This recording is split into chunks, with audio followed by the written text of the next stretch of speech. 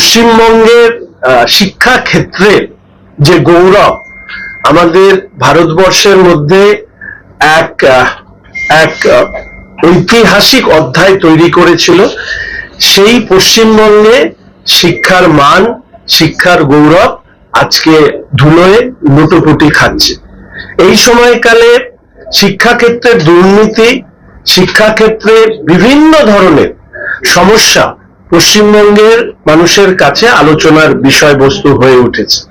আমাদের নতুন সরকার মাননীয় মুখ্যমন্ত্রীর নির্দেশে যে পলিসি তৈরি করবে, সেই পলিসি মূলত শিক্ষাক্ষেত্রে উৎকর্ষতা বৃদ্ধি এবং তার পাশাপাশি শিক্ষাক্ষেত্রে স্বচ্ছতা বৃদ্ধির লক্ষ্যে আমরা কাজ করব।